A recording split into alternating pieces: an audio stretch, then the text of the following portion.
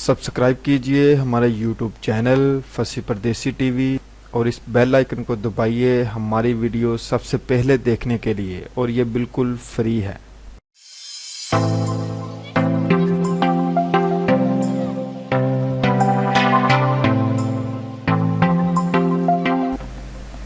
मेरा नाम फैसल परदेसी है और आप देख रहे हैं फसी परदेसी टीवी। दोस्तों, आपने बहुत से ऐसे लोग देखे होंगे जो दुनिया से बिल्कुल मुनफरिद हैं।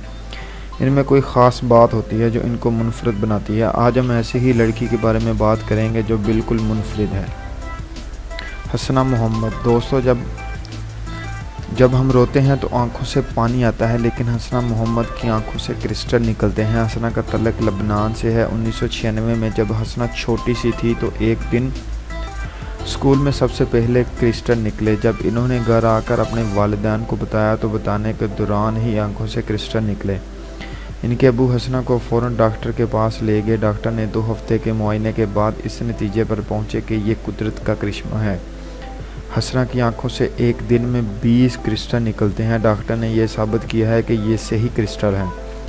हसना की आंखों से क्रिस्टल क्यों निकलते हैं आज तक साबित ना हो सका। हसना की आंखों से जब क्रिस्टल निकलते हैं तो हसना को कोई तकलीफ़ नहीं होती, क्योंकि जब क्रिस्टल हसना की आंखों से बाहर आते हैं तो मोम की शक्ल के होते हैं, जो निकलने के फ़ौरन बाद दांत